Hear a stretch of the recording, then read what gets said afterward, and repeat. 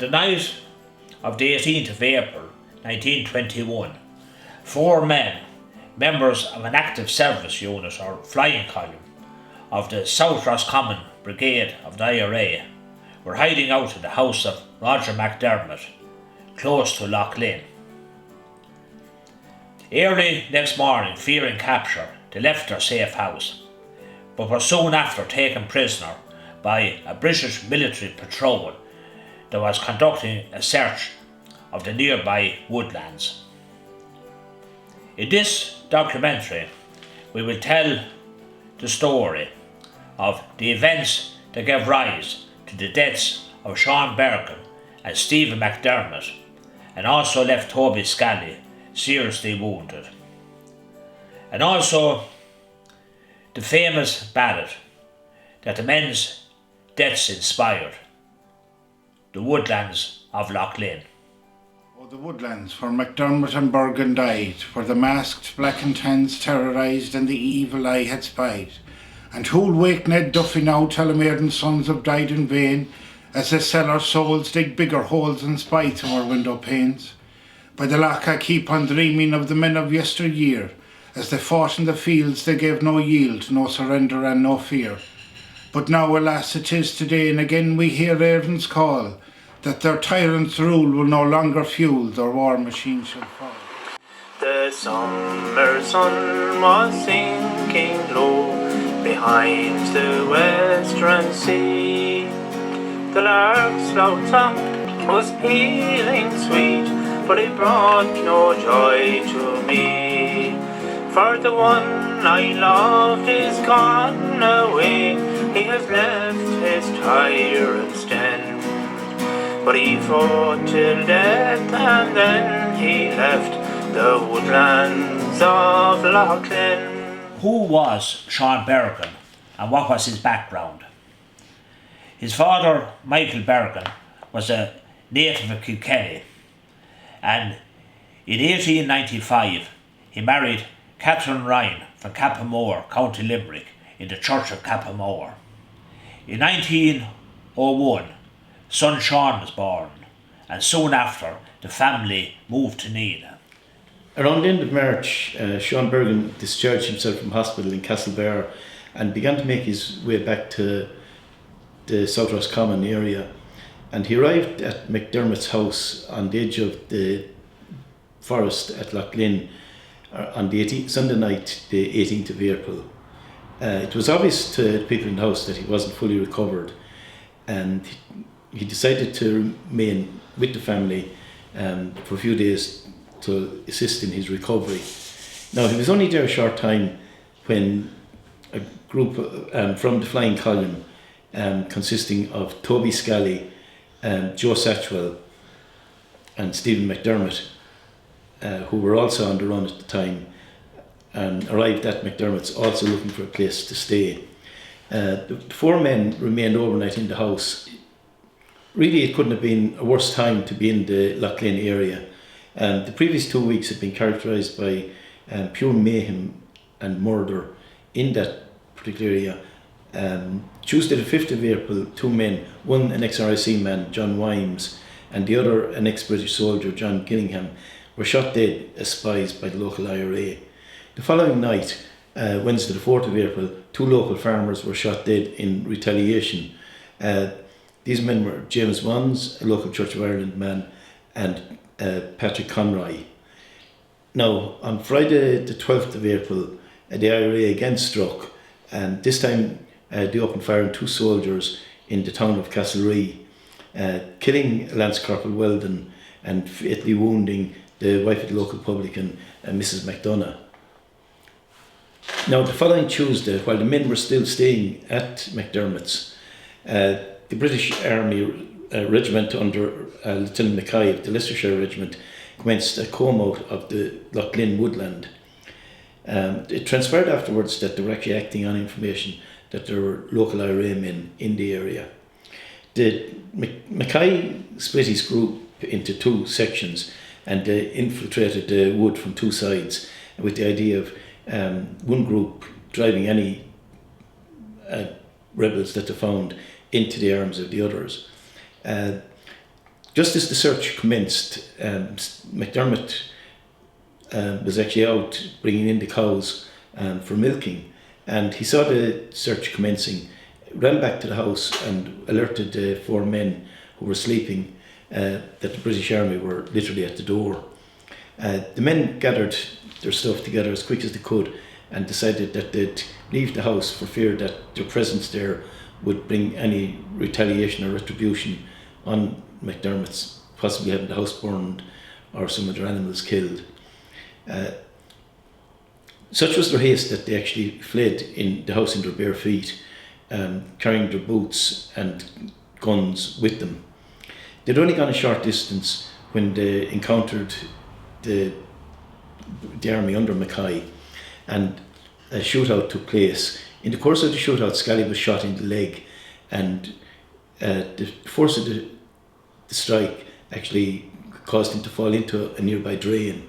His comrades thought he was dead, and he was left lying in the drain while they engaged the British Army. Now, the firefight lasted until the men actually ran out of ammunition and were forced to surrender.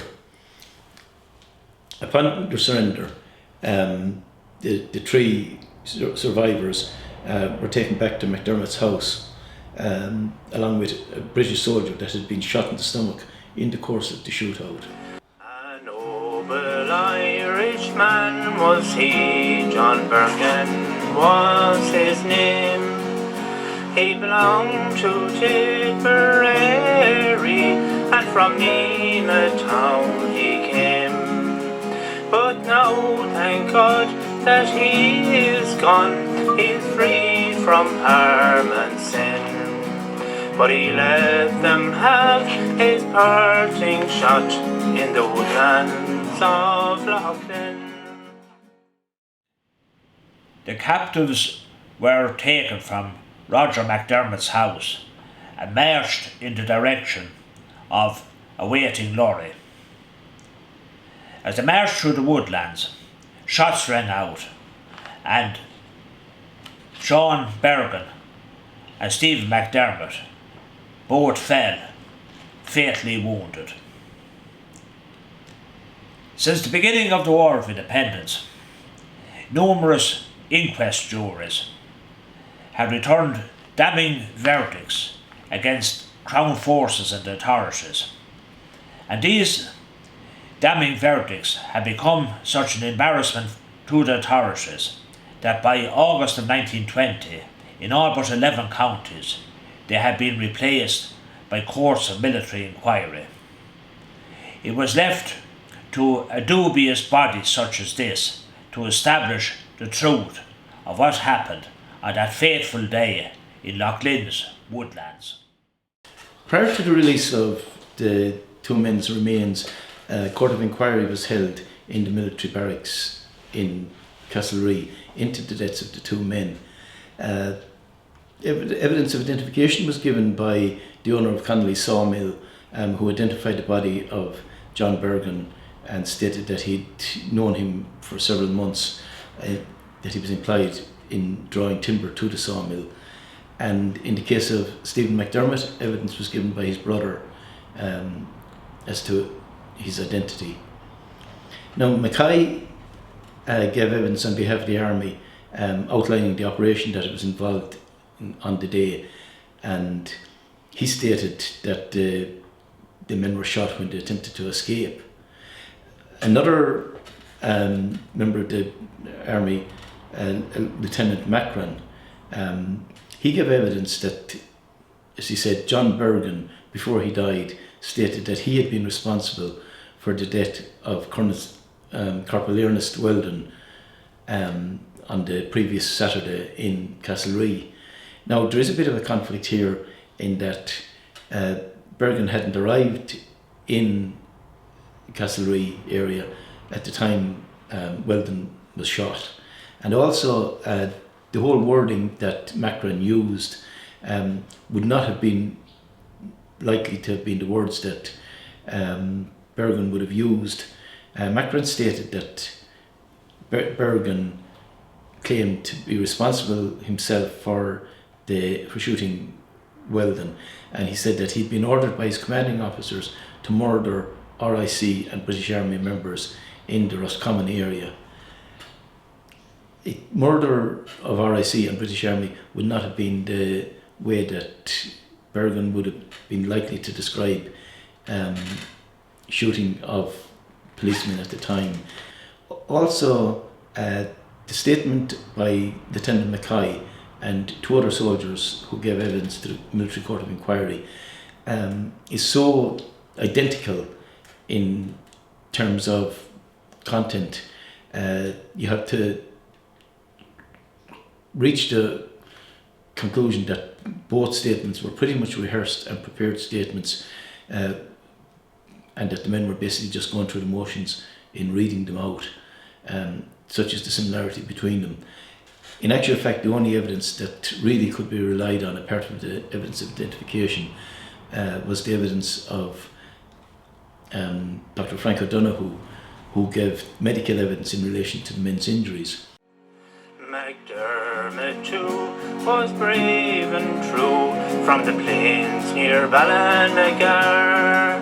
He's missed at many's the firesides in homes both near and far. He's missed at home in Tawley by his own dear kith and kin, and his comrades true shall miss him too in the woodlands of Loughglynn. Both were still alive when a priest arrived on the scene and administered the last rites to both of them. Now, according to the priest, who was the parish priest in Loughglynn, Bergin was still alive and conscious. McDermott was unconscious but still breathing. No, it was a nun from the convent that went for the priest. That's right. I think she went across the bridge. There's a bridge across the lake, isn't there? Yeah. There is. Now, she would be an aunt Father Glynn, to yeah. Father Glynn. That's right. She was Sister Anne Glynn. Isn't she buried up here, Mildred? Sister Anne Glynn. She is, yes. No, she's buried here. Yeah. Her brother was shot on the barracks in Ballinlough. That's right, yeah. Sister Anne then, when she became a nun and all that, she went out to Ceylon. And when she came home, she was still the rebel. Yes. You know, and she used to sing that verse of it. Every single time you'd meet her, she'd sing that. And then when she'd be finished that verse, she'd say, she put her hands in her and she said, "Will we ever see Ireland free?" Yeah. When our heroes brave were dying there, they sent for a clergyman. Let no one think they fear to face the English black and tans. The clergy came and were in time to say the last amen, as McDermott's soul was departing through the woodlands of Loughglynn. Joe Satchell at this stage was put on another lorry and he was driven to Athlone, and where he was court-martialed and sentenced to 15 years penal servitude. The bodies of the other 2 men were loaded into a truck and driven back to Castlereagh Barracks. Now, local folklore states that the bodies were left in the back of the truck with their heads actually hanging out over the tailboard, and that as the convoy headed back towards Castlereagh, the soldiers in the truck were actually singing "It's a long way to Tipperary, he'll never go back there," or words to that effect anyway. Essentially they were saying that they knew who they had, they knew that Bergin was from Tipperary area and that it was him they were after killing. Now, on Wednesday the 20th of April, Michael Bergin was informed that his son's body was available for collection at the military barracks in Castlereagh. He attempted to get some of the local undertakers to drive to Castlereagh to collect the body. However, the 2 undertakers in Lean at the time, Ryan's and Cooney's, both were too fearful of their own lives to drive up to collect the body of a known IRA man. It could be well understood in the case of the Coonies, because both the Cooney brothers were actually involved in the IRA in the area, and this would have probably been pretty much known to the police at the time, so their fears were quite understandable.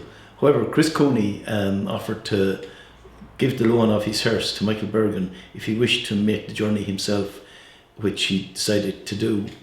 He brought his son Sean's body back to Nina on Friday the 22nd of April 1921. The body was taken to the local St Mary's of the Rosary Church, and a solemn requiem high mass was celebrated in the church on Saturday the 23rd of April. Now, the mass was attended by a massive crowd of people. The church and the grounds surrounding the church were actually full. Such was the extent of the crowd that turned up for the funeral. But in the course of the mass, the grounds of the church were actually surrounded by the local British Army stationed in the military barracks in Nina. And an officer informed the family that only family members would be allowed to travel with the body to local Lisbonny cemetery. And they prevented any of the people from the crowd in following the funeral. They remained in position, holding the people corralled into church grounds for a considerable period of time after, until they were satisfied that the funeral had completed in Lisbonny before they released the people. Much of what in time became the accepted narrative of the War of Independence involved stories that were handed down through the generations. Occasionally, these were, I suppose, sometimes subjected to a degree of exaggeration or embellishment. But with access to new records and written accounts that have become available in later years, perhaps a more accurate picture of what occurred at these incidents has now emerged. Stories persist about the men being subjected to torture, a drumhead court-martial, and being summarily executed. How true is any of this? Now, like many events of its type, the shooting of Bergin and McDermott have a number of myths which have sprung up around the whole story. The first of those is in relation to the deaths of the men themselves. A lot of people believe that they were shot as a result of a drumhead court-martial and basically executed on the site. However, the wounds that the men succumbed to wouldn't tend to bear any credence to that. Had they been shot in a following court-martial by a firing squad, one would expect that the wounds would all be to the front of the chest, or even the front of the face, but basically frontal shots. In the case of both men, they were shot either in the back or in the side, which would tend towards the fact that they were being marched along when someone opened fire on them. So it does not bear out the fact of the drumhead court-martial and the executions. The second myth is in relation to torture. Again, local lore states that the men were tortured, beaten on the feet with rifle butts and bayonets. Now, at no stage did Michael Bergin ever claim that his son was tortured. He makes no reference to it in any correspondence that he had in subsequent years with the Pensions Board. Also, we must remember that the four men, when they left McDermott's house, they left in their bare feet, carrying the boots with them. And running through woodland and scrub, it's only natural that they would suffer cuts, scratches and bruising to the feet, which would be consistent with minor injuries that were found on the body. Dr. O'Donoghue, in his evidence to the Court of Inquiry, made no mention whatsoever of injuries to the feet, and had they been bayoneted or rifle butts used to batter their feet. The injury would be such that they would raise questions at that stage, and O'Donoghue would have been bound to refer to them because he was pretty detailed in his evidence.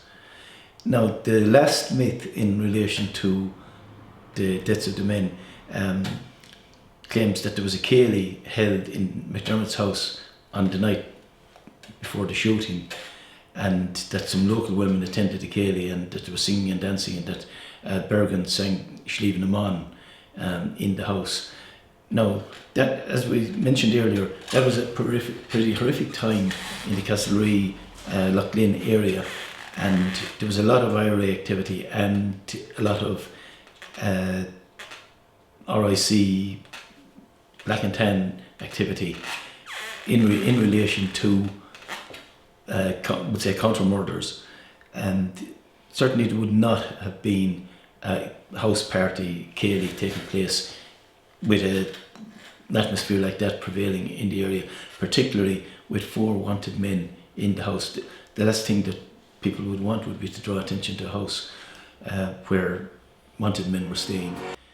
Bergin said that he was proud to die for Ireland's cause, to free the land from black and tans and cruel English laws. Saying goodbye to Tipperary and to every vale and glen, and to my faithful comrades in the woodlands of Loughglynn. If there was an element of exaggeration or embellishment in the stories that were handed down about the killings of Sean Bergin and Stephen McDermott, such would certainly not be necessary in the peripheral case of Frank Moran. This little known story contains more than its own share of both intrigue and tragedy.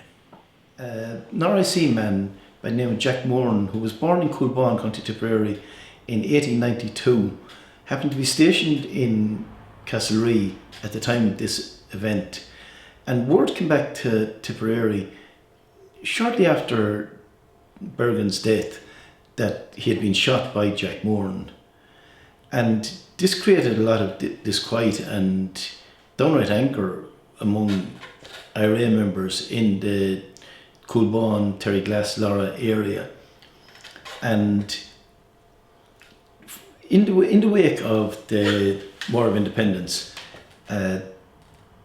Moran's family in Coolbawn were actually visited by local IRA men, and the family were told that if Jack Moran ever returned to the area, he'd be shot on sight. Now, we look a bit at Moran's life. Said he was born in Tipperary in 1892. He joined the RIC in 1914, and in doing so he was actually following a bit in family tradition, in that he had 3 uncles previously in the RIC. We know that he was transferred to Roscommon in 1915 and was stationed in the Castlerea area in 1918, and during the within 1919-20 that. However, there is no direct evidence that he was involved in the events at Loughglynn. His name does not appear at any stage in the military court of inquiry or in Mackay's evidence in relation to the setting up of the operation at Loughglynn. Neither does he appear in either Satchwell's statements or Scally. Neither man mentioned him, and being a local RIC man, he would have been known to both of those men. So had he been involved in the shooting of McDermott and Bergin, there's no doubt in the world but that they would have mentioned the fact that Moran had been involved. Now, the story takes a bit of a dark twist when we would say in the years subsequent to the end of the War of Independence. Moran never came back to Tipperary. he left Ireland once he was paid off with from the RIC, and he immigrated to England and settled in the Oxford area. His mother died in around 1928, and the morning of the mother's funeral, the Moran house was actually raided by a group of IRA men who insisted on coming into the house and searching the house in the mistaken belief that Jack Moran had returned for his mother's funeral. Moran hadn't returned, and naturally enough couldn't be found there. Now, his father survived up until the late 1930s. I think it was about 1936, 8 years later, that the father died. And on the morning of the father's funeral, another IRA person arrived in the locality, came cycling to Kilburn on a bike, and he stood at the back of the church while the funeral mass was being celebrated. And as the coffin was being brought down to church and the relatives were marching behind it, he was scrutinising the people behind the coffin. He had a local man who he press ganged in to service for the morning with him, who had been warned that if he didn't point out Jack Moran, well, the consequences would be his. Again, Jack Moran hadn't returned for the father's funeral, and nothing happened. But it kind of it shows that kind of a dark street there, really, with the whole story. Take this message to our brave boys there, and tell them we are dead. To tell them they have utmost cheer, and to hold no drooping head. To keep all friends a-using, and to fight and not give in, and be proud to die neath an Irish sky in the woodlands of Loughglynn. Toby Scally, who survived the fateful incident, worked as the local postman in later life, and he died in February of 1971 and is buried in Quilty Bow Cemetery in Loughglynn. Stephen McDermott rests peacefully in the family burial plot in Basilic Graveyard, not too distant from Brackloon or Tully, where, as the song says, he is missed by his own dear kitten kin. Joe Satchwell, as the last survivor of the Loughglynn ambush, travelled to Nina in April of 1971 to lay a wreath on the grave of Sean Bergin to mark the 50th anniversary of the death of his comrades. Sean Bergin lies in the family plot in Nina's Lisbonny graveyard under a monument erected to mark the first anniversary of his death. In 2018, a plaque engraved with the first verse of the famous ballad and a suitable citation was presented by Loughglynn Historical Society to the Bergin family to be placed on the grave of Sean Bergin. But, nobody should be forgotten, but people who give their lives for a cause should never be forgotten. These were the words our brave boys said as they died for Ireland's cause, to free the land from black and tans and cruel English laws. Goodbye, old friends, fight side by side like gallant Irishmen. So they closed their eyes and they said goodbye to the woodlands of Loughglynn.